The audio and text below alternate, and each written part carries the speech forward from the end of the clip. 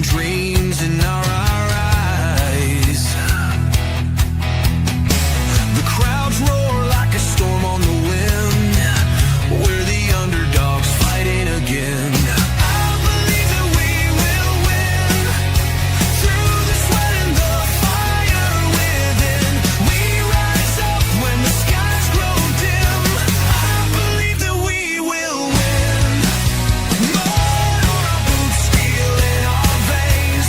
Feel the heartbeat driving through the pain. Field of battle under shining lights. Every tackle about this fight. I believe that we will win.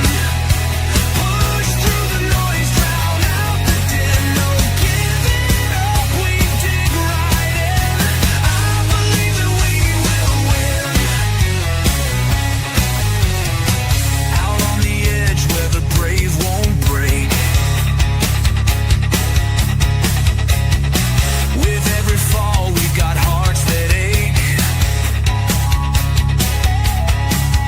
But we're not done, we're just starting the run.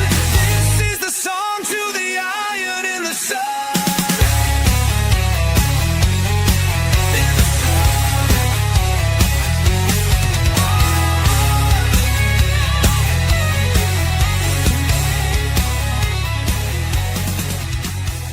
Shouts from the stands echo. What's going on, guys? Good evening. I hope you guys are well. It is time for another edition of Stateside Footy. Of course, I'm your host, Steve Silver. And first and foremost, man, thank you guys for tuning in tonight. And man, have we got a nice little show for you tonight as it's official. Mauricio Pochettino is back for another, for essentially, actually, no, let me stop here, okay?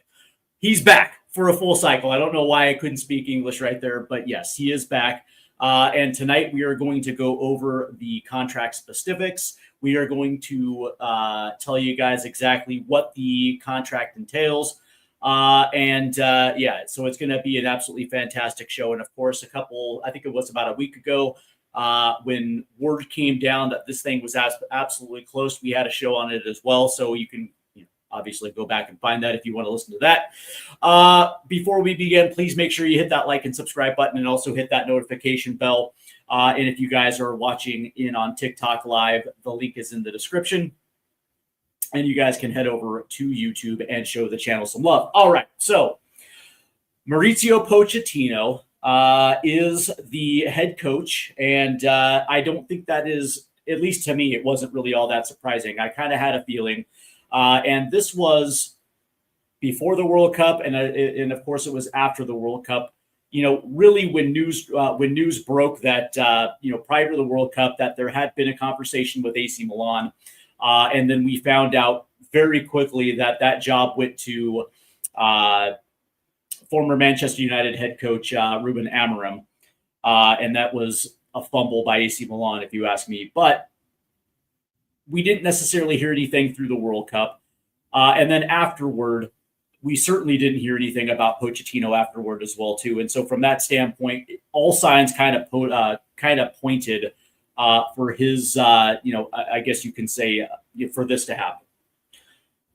And I understand that there is a lot of, I guess the word I'm looking for, there's a lot of trepidation. There's some fans that look at his 18, 20 months and didn't see anything really all that positive.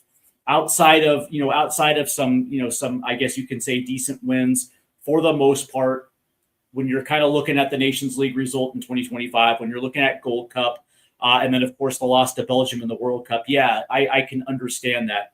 And then there's also the worry that because there is a buyout, if a team comes calling, that he is going to jump ship. And me personally, I don't believe that at all, because he could have easily done that in the 20 years, the 20 months leading into the World Cup, especially when Tottenham became available and his name was heavily linked to Spurs, and he kind of shot down that idea, especially so close to the World Cup. He had given his commitment, and he was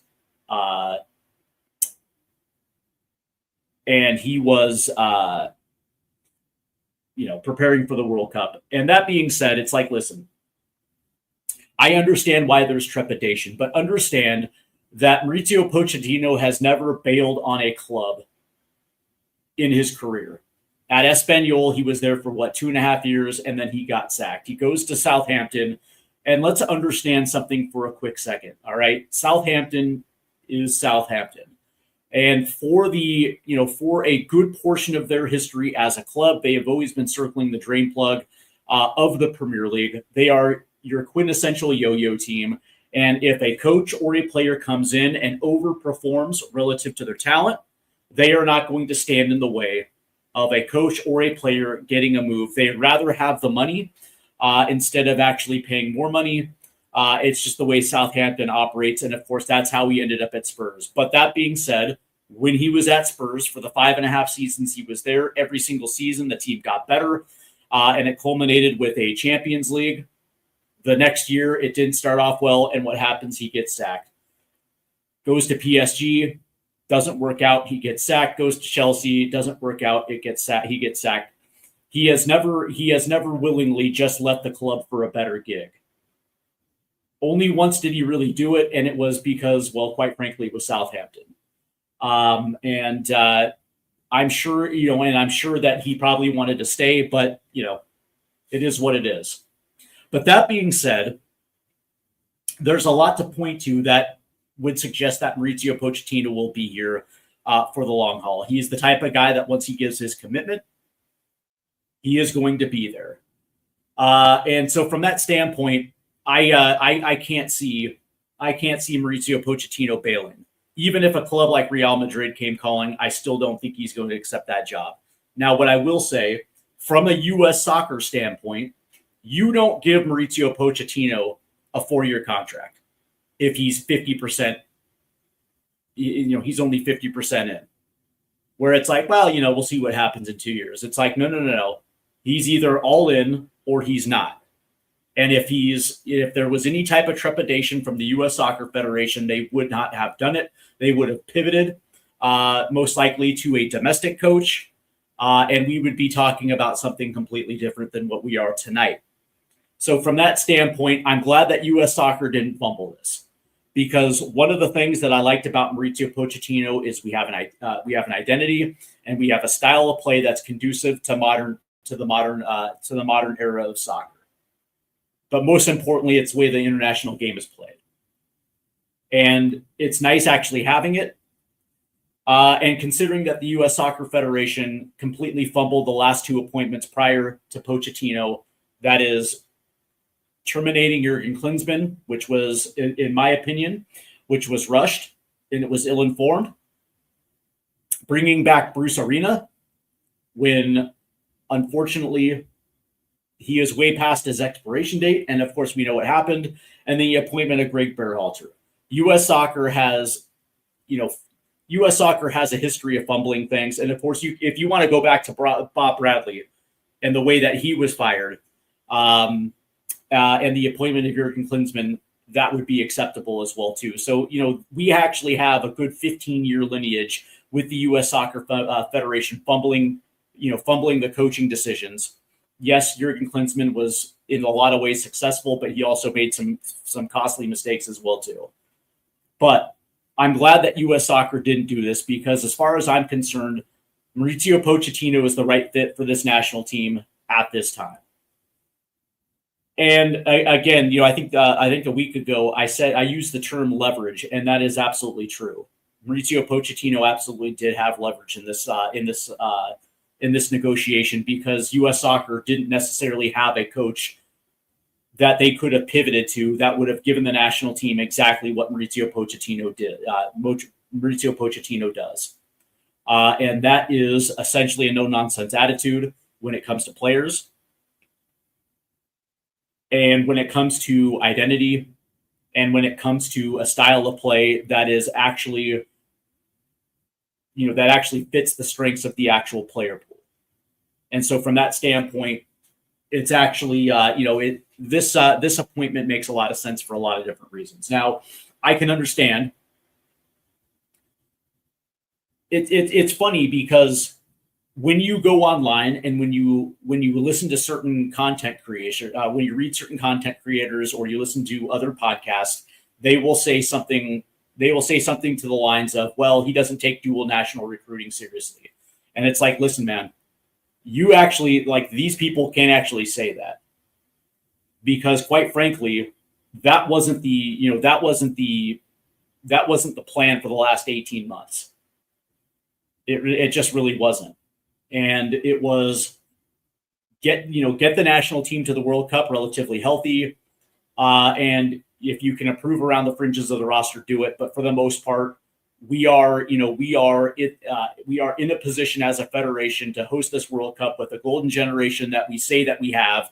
And that's exactly why he was hired. Now, that doesn't mean that if he didn't bring in a dual national player that, we wouldn't take him. Of course we would. If he was able to land one, fantastic. But it wasn't the priority.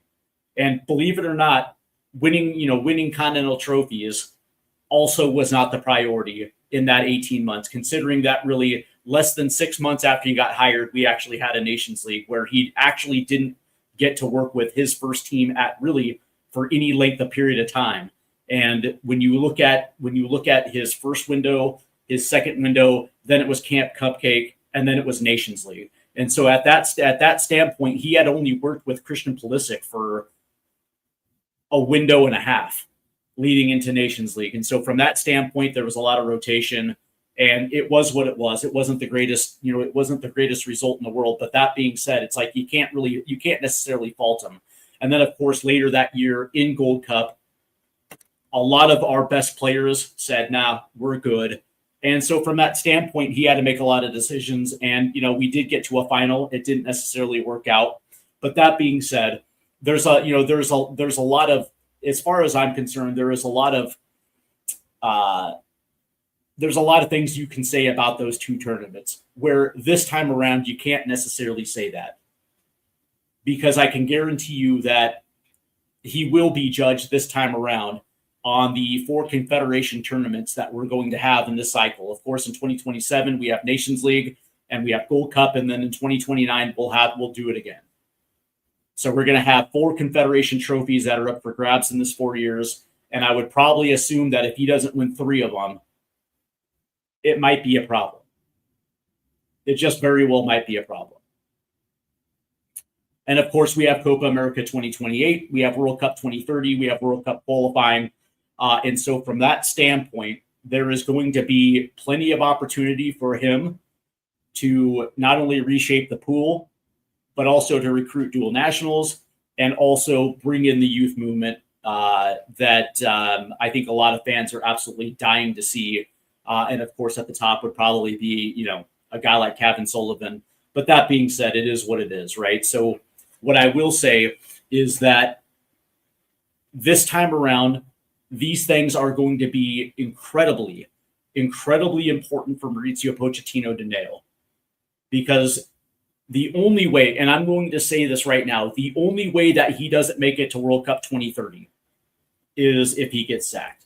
Things are going to have to go unbelievably catastrophically wrong during the first 2 years, where U.S. Soccer is going to be put in a position where they're going to have to do it. And that means, we flame out in the Nations League.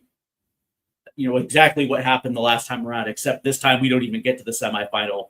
We go down in November.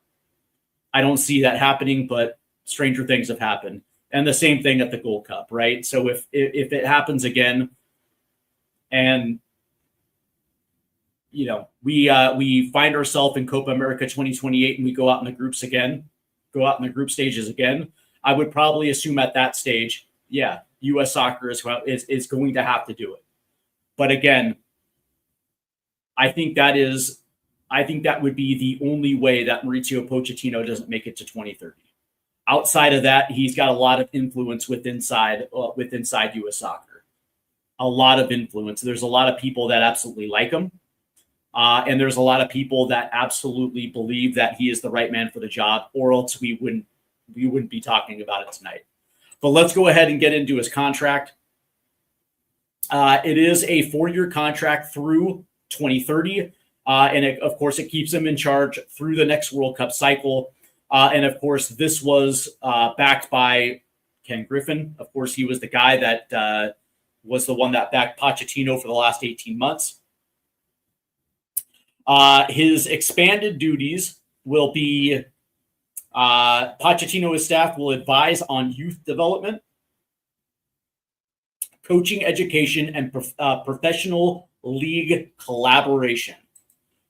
So that's actually kind of interesting that number one, youth development is listed, right? So he is going to, I would probably assume that he is going to have a say in coaching hires. And of course he did with the hiring of Steve Cherundolo, who will be leading the U.S. Olympic team in a couple of years. Again, any youth coaching hires, I would probably assume that him and his staff are going to be heavily involved, but also youth integration as well too. And so from that standpoint, we have a lot of 16, 17, 18-year-olds and 19-year-olds that are currently, that currently play for one of our youth national teams.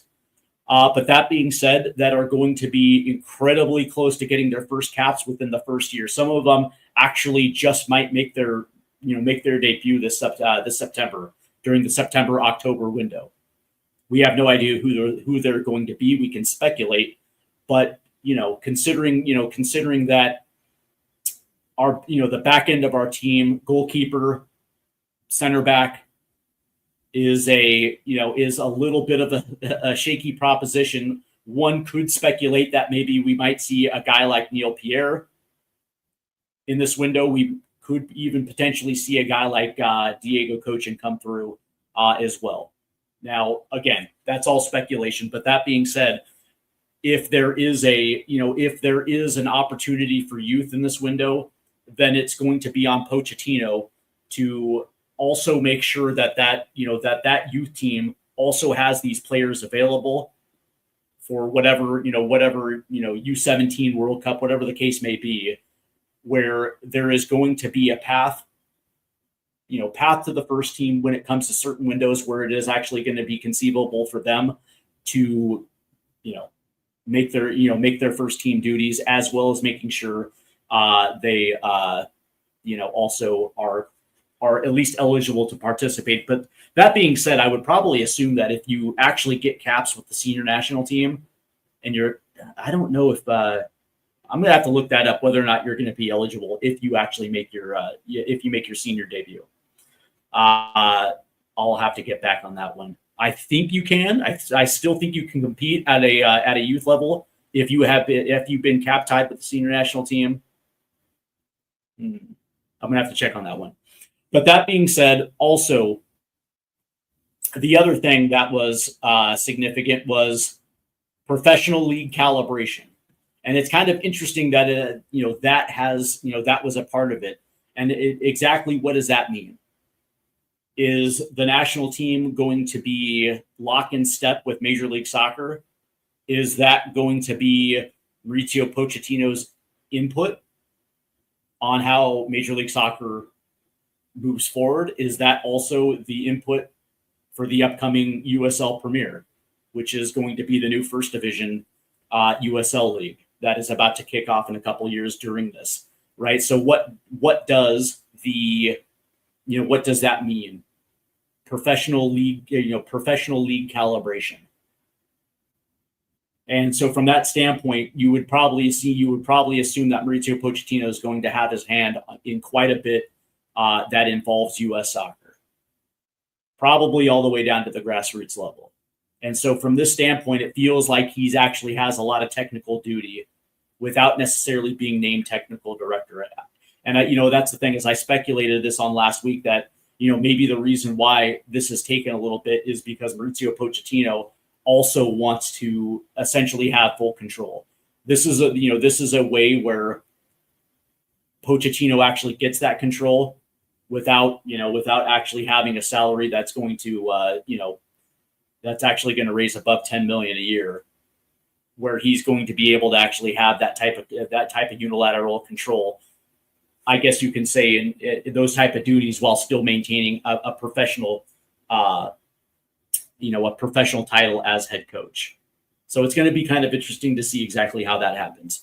But the reality is this is absolutely the best thing that could have happened for the U.S. men's national team, because quite frankly, we weren't getting anybody better than Pochettino.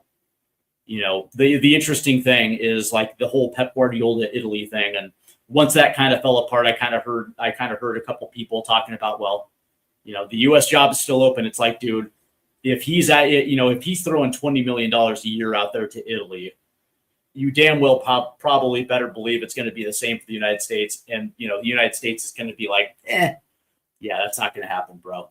That's not going to happen. We weren't getting Pellegrino Matarazzo. Hopefully maybe they picked up the phone to call him to gauge his interest, but I would probably doubt that he has any. And, the rest that are available, you're probably getting the same level that you're probably going to get from Mauricio Pochettino. And so from that standpoint, it's like, you're not going to pivot. And at the same time, domestically speaking, we have a couple good coaches that potentially would have taken the job, but, are you going to get from them what you already have out of Pochettino? And the answer is probably no.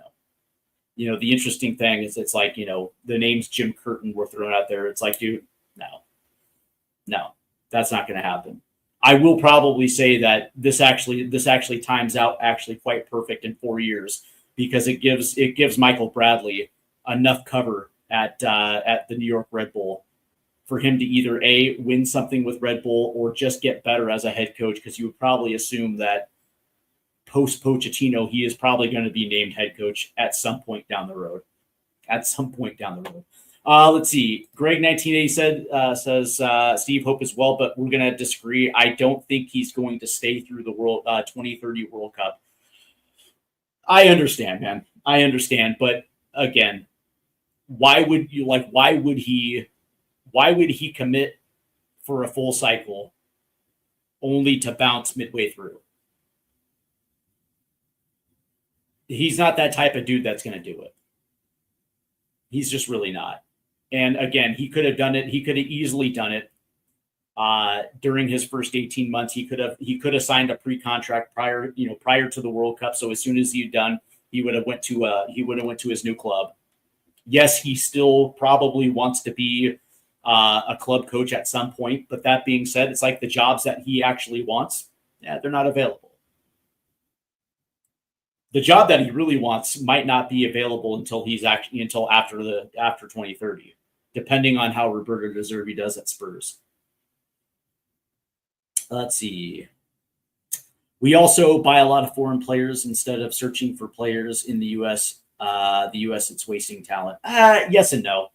Yes and no. Like if you look in Major League Soccer, we'll just start right there. If you look in Major League Soccer and you see the list of young players that are currently getting first team minutes as starters, you would probably assume that a bulk of those are going to be getting their first caps probably within the first 6 months of this cycle.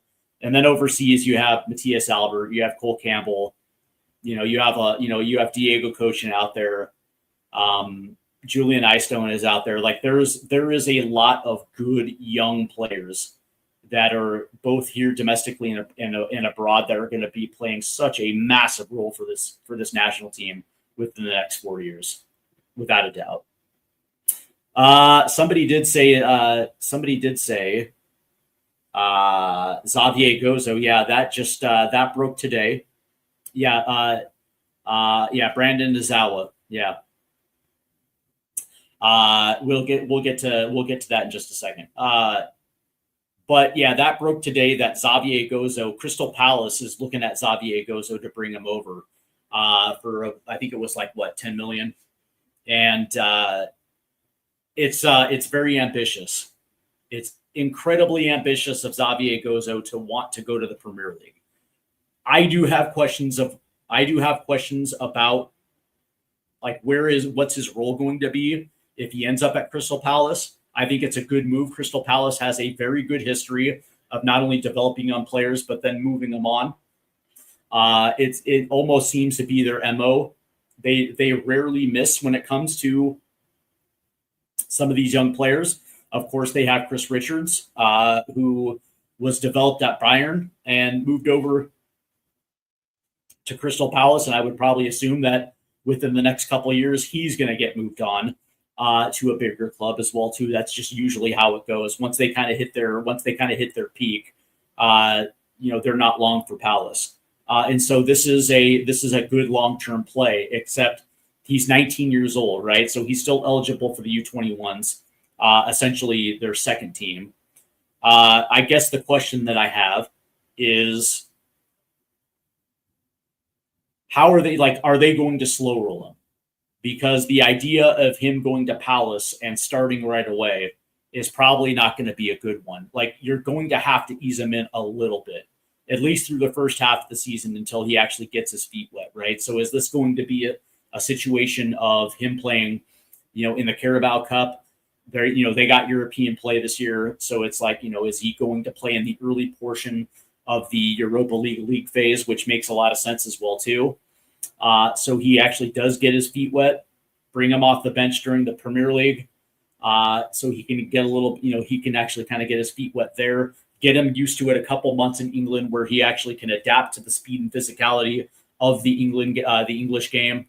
And yeah, maybe, but that being said, this feels like it's a long play and not just for the here and now. Cause I can't imagine that Xavier Gozo is going to be able to go from Major League Soccer at Real Salt Lake to Crystal Palace, to their first team and hit the ground running. Maybe I'm wrong. Maybe he can. Maybe he really is just that guy. I don't know.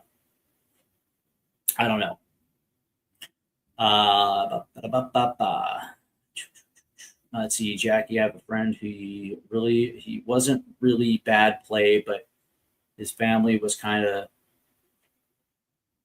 rich. Home is at MLS. Okay. Who was the best player or Crystal Palace? Who was the best player for Crystal Palace? They've been in the Premier League for like 15 years now. Yeah, they haven't gotten relegated in quite some time. Nateski's in the house. What's going on? RAFC TID. It's good to see you. Rhode Island FC till I die. It's good to see you, Nate. Let's see. Fall window looks great. Canada, Mexico, Chile, Peru. Ish. Chile and Peru seem to be those common bowl teams that seem to pop up and put together good teams every other cycle. I don't necessarily think it's going to be this cycle. Good teams, not great. I question both of those squads, and of course, Canada and Mexico are going to give you a good match. I'm sure Chile and Peru probably will as well too. The issue I have is the fact that we're again playing at home. I do not like the idea of another 4 years where we're playing the bulk of our matches on home soil. And the interesting thing about this is that I understand, right? We're in the Nations League era. And I think, Nations League, was created with the confederations that is going to enable teams to play more inside their confederation, right? So it doesn't necessarily allow you a lot of opportunities to travel. And of course, when you look at, U.S. Soccer's TV deal, it is obviously negotiated that they're going to play a bulk of their games in the U.S.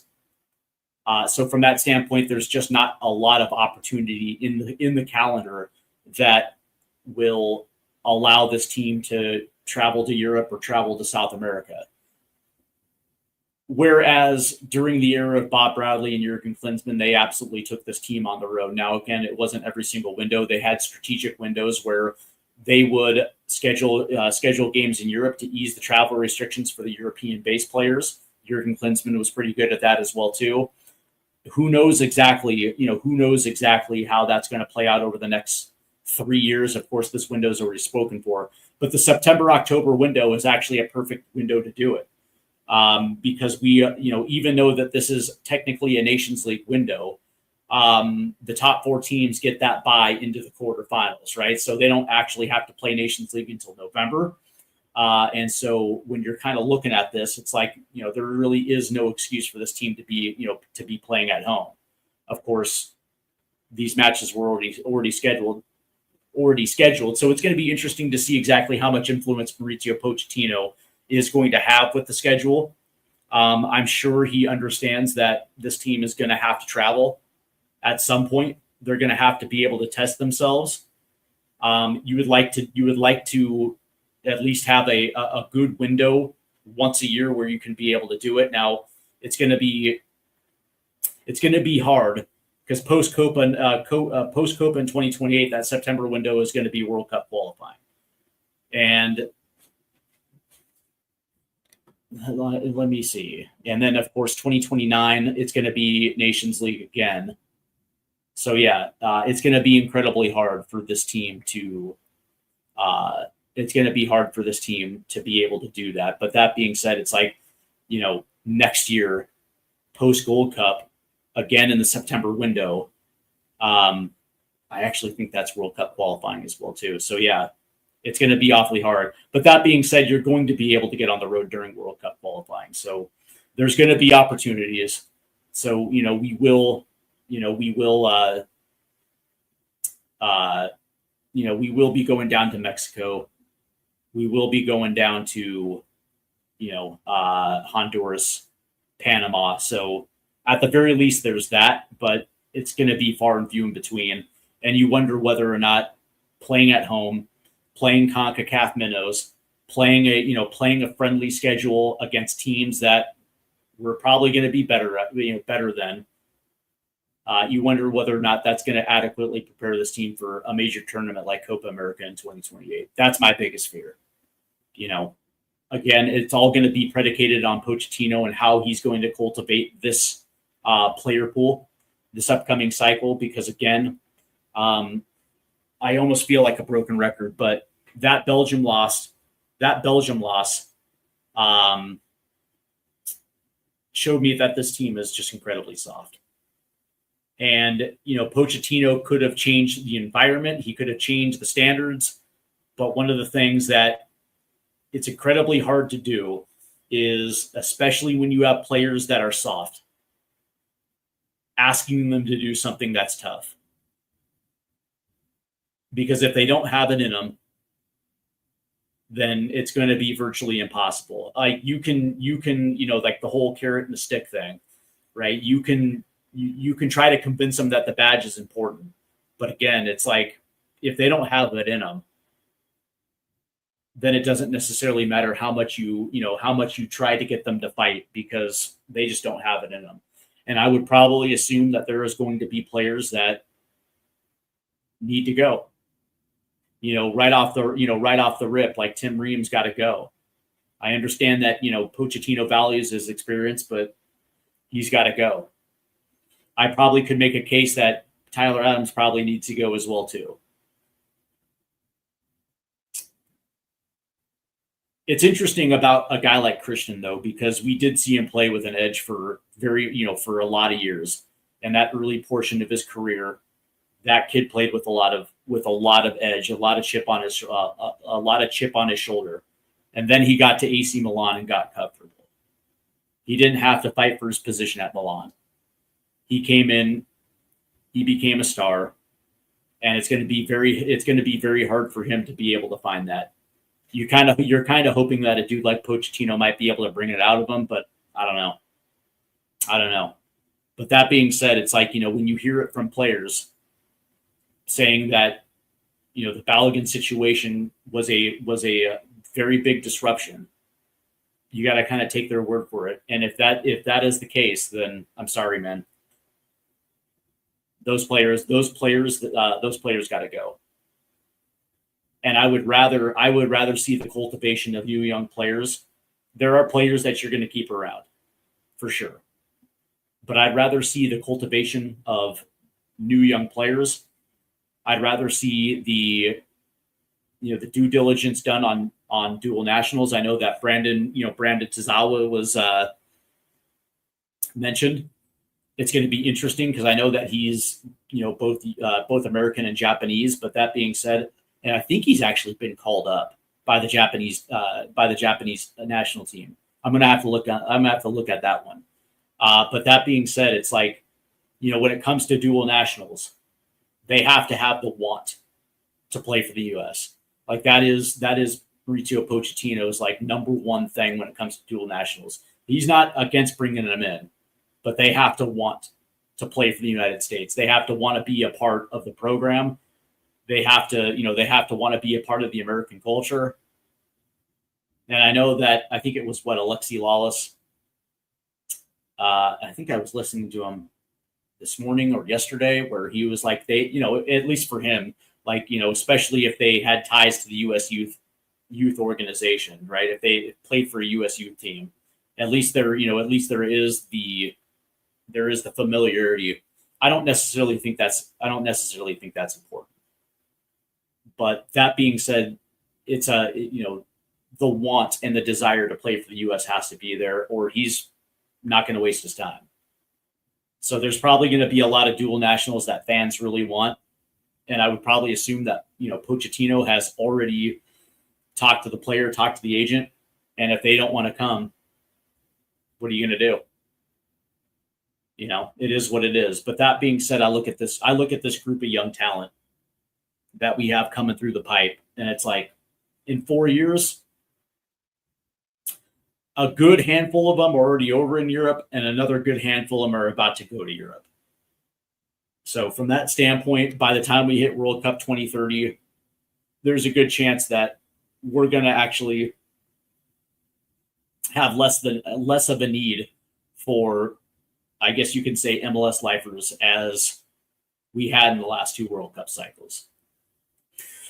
Let's see. What Christian needs is a Batman because he wants to be Robin so bad.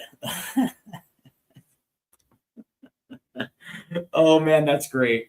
That's great. Yeah, the interesting thing is for somebody that grinded for so long as a teenager into his early 20s at Borussia Dortmund, that had to carve his way into the first team, goes to Chelsea, which I still think was a bad move for him, but I digress. And he had to deal with a lot of coaching carousel. There was a lot of rotation with the head coach. He would, it was almost Clint Dempsey-like with Fulham, where he would start the season as a rotation player, would grind to get into the starting 11, do that. The coach would be sacked, or the coach would be sacked and replaced. A new coach would come in, and he would start from the bottom again, all the way up. But because of that, he also played with a crazy ass chip on his shoulder because he, in his own words, he had a lot to prove. And I think that only benefited the national team. Under Greg Berhalter, they leaned on Christian Pulisic a lot. Like, he had no choice but to be Batman under Greg Berhalter. But as he's kind of progressed now to his mid-20s, it almost feels like, yeah, he wants to be Robin. He doesn't want the spotlight. I don't want to say that he doesn't want the responsibility, but I just personally think he's gotten too comfortable. I want to think that because he's in his prime that there is another gear. And who knows, maybe what we saw the last year and a half was really a lot that really came down to injury. And he was playing hurt. Who knows? But I'd like to think that there's another gear. But I think you're right, though, right? That's why Flo Balogun has been such a huge, huge piece to this national team, because he's the guy that stands up front. I mean, really, like, when you think about it, he's the guy that stands front and center, and Christian's behind him. And I think that is kind of apropos to where we are right now with the national team. But it's going to be interesting, man. I don't see a situation where Pochettino leaves. I really don't. And maybe that's just me being optimistic. But I just can't in a million years envision a coach that would commit to a 4-year cycle and abandon a national team halfway through because a club came calling. Because I do know that one day, and this is going to be years down the road, that he actually wants to coach the Argentinian national team. I think that is very well known from Pochettino. That is on his bucket list of national teams that he wants to at least coach in a World Cup at one stage. And who knows, maybe that is after he leaves the U.S. in 4 years. But if he bails for a club team halfway through and leaves the United States again in a lurch, much like the national team that he hired into 20 months ago, and burns that bridge, his international career is pretty much over. Because any national team worth their salt is going to take one look at it and say, well, hang on. Pochettino left the U.S. in a lurch. If we hire him and a major club comes calling halfway through, what's going to stop him this time around? That didn't stop him the first time around. And it's going to make good national teams kind of maybe pump the brakes a little bit. Because one of the things I can tell you, the higher you go in this game, burning bridges is the last thing you want to do as a coach. You want to leave every door open as you possibly can. There's a right way and there's a wrong way to do it. And if you give your commitment, you uphold your commitment, because it's going to be better for you in the long run. And who knows, right? Because let's just say in a couple years, like, I don't know, Manchester United come calling. And he turns them down. But then 2 years later, when the cycle is over and the Spurs job is open, maybe that's going to be a little bit better for him. That's kind of the job that he really wants. But you get what I'm saying? It's like, even if he shuts the door on a very big club, doesn't necessarily mean that door is going to be shut forever. It just means that it's going to take another couple years until he's available. And if you're the U.S. Soccer Federation, you're not going to extend him a contract or even give him a raise unless you know for a fact he's 100% committed. And he's going to have to be, because this cycle is vastly, vastly important for this national team. But also understand that he's a head coach, man. He's a high-level head coach, man. He's got an ego.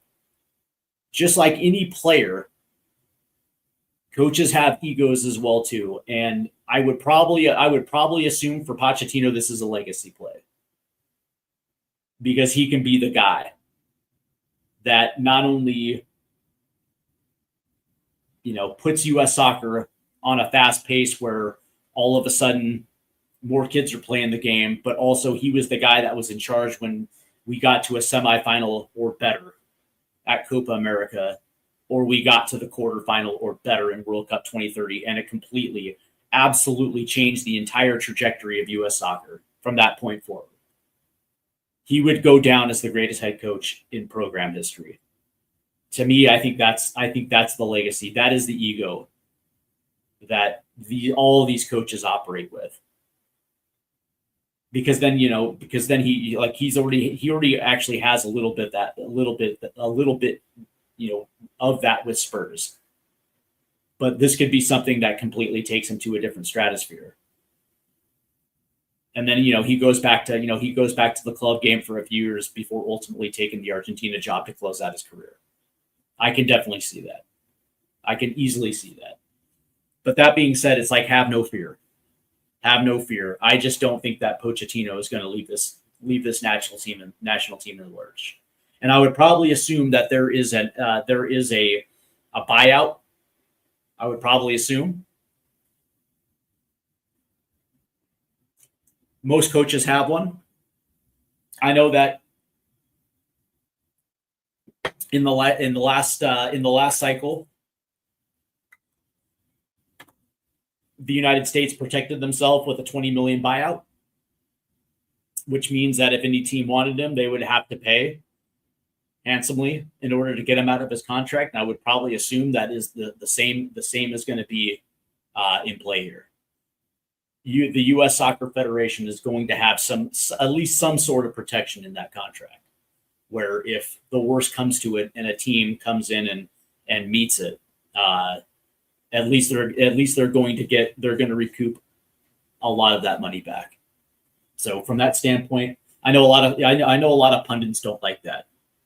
That's the funny thing. A lot of pundits don't like the fact because they think they're prioritizing finances over soccer. And it's like, no, dude, that's protection. That's protection just in case, right? It's called insurance. Everybody carries it. I want him to stay because he leaves mid-cycle or hurt. Yeah, that's exactly right. That's exactly right. And I don't think that he would do that because me personally, I think it ends up killing his career more than it actually helps his career personally. But I'm kind of curious. I'm really kind of curious what that entails, which is the professional league calibration. Oh, by the way, the contract is for $6,040,600 annually. So he's getting essentially a $50,000 raise per year because he was making $6 mil per year last contract. So he's getting a essentially a $50,000 raise per year. So you're looking at over 4 years, 24 million, 25? Yeah, 25-ish, somewhere in that ballpark. And I would probably assume there's going to be bonuses baked into the contract. So if his teams win Nations League, Gold Cup, for Confederation trophies, I'm sure that there is going to be bonuses in there if his U.S. team wins Copa America 2028, I would assume. Same thing with World Cup as well, too. I would assume. It makes a lot of sense that would be in there. And of course, yeah, the backing of this contract again comes from Ken Griffin of Citadel, who is I guess you can say the funding arm of U.S. soccer. So that's where the money's coming from this time around, just like it was the 20 months prior. So that's interesting. But I would assume that this time around, you can be rest assured that the things that U.S. soccer weren't judging them on are definitely going to be things that they're probably going to nitpick a little bit because Confederation domination is something that this federation wants. It wants to take pictures with our players holding trophies. So Nations League, Gold Cup, those are going to be musts. The only problem with this is there's no correlation of dominating CONCACAF competition and how you play in international competitions, because I think we already understand that CONCACAF doesn't get you ready for major competitions. Now, what CONCACAF can do, though, when it comes to qualifying, especially if this team has to go on the road, is that it can actually bring a team together for a common goal. And if you're playing in rowdy-ass environments, you're going to have to band together. And so from that standpoint, I'm glad we have qualifying this time around. But I think the objective for Mauricio Pochettino is to win as much as he possibly can, because if we dominate in a dominating fashion and we rack up enough wins, we can be a Pot A team again in 2030. Your pot seeding is based on your essentially your 3.5-4 years leading into a World Cup, and it's going to be based on your overall wins. It's your Confederation Championships. All of the above factor in whether you're going to be a Pot 1 or Pot 2 team. Historically, the United States has always been a Pot 2 team. They've been good, not necessarily great. We've had good decades, for sure. But that being said, that is something that I would personally like to see, where we come out firing. We come out firing with both barrels, and we essentially have a take no prisoners attitude going into this first tournament, which is going to be Nations League. That for me is should be the standard. Now, again, that's the wonky thing about international football, is because you're kind of subject to your player pool, and if guys are hurt, it kind of you're going to have to be able to shift your attention to somebody that's going to be able to step in and fill that void. One of the things that I liked about Pochettino and what he did in the last cycle was he identified young players and brought them along, and within a calendar year, all of them made their moves to Europe. So the evaluation process that Pochettino and his staff has is absolutely uncanny. That's what gets me excited with the likes of a guy like Xavier Gozo, or a Julian Hall, or a Nico Sarkiris, or a Neil Pierre, or a Christopher Cubs. These young kids that are already playing in Major League Soccer. And I guarantee you, if you're a representative of one of these young players, the goal is to get into the national team fold, because that'll make their agent's job so much easier, getting them moved across the pond. The national team could once again be a springboard for a lot of young talent in Major League Soccer. I mean, shit, Max Arfston and Sebastian Berhalter got moves. You never know. Tonight, the US U20 quarterfinal match against Guatemala. There it is. I think I saw that roster, by the way, just out of curiosity.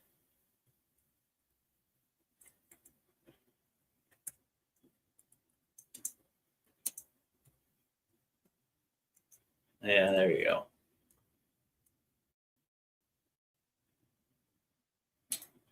Yeah, so it's coaching Dylan Faree. That's a good player.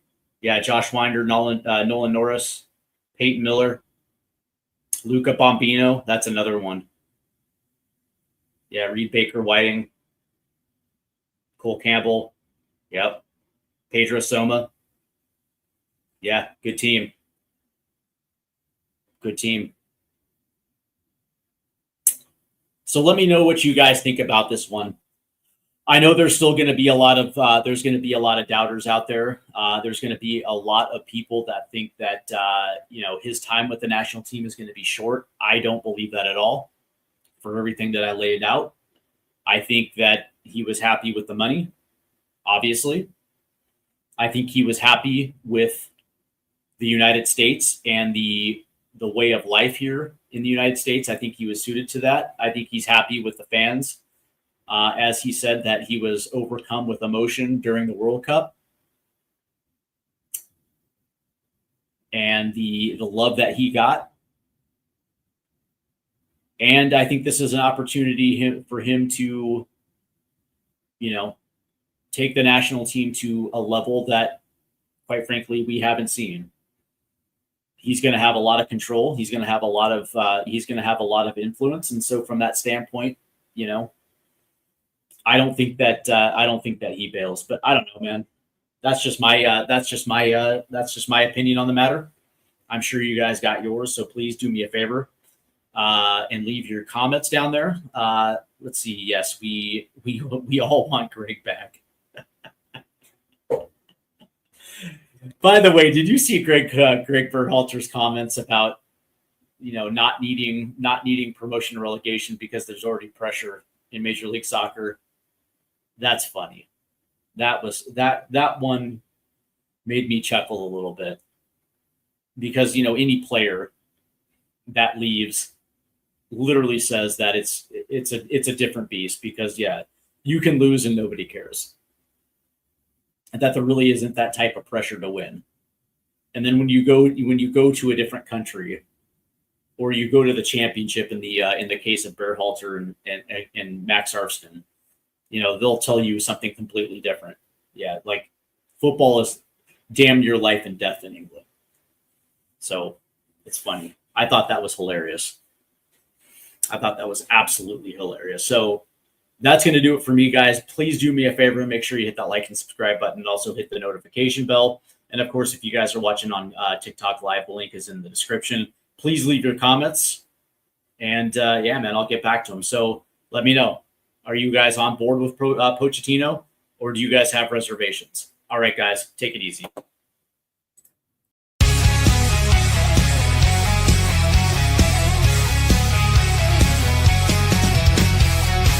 Rusted goalposts under fading skies, tattered flags waving dreams in our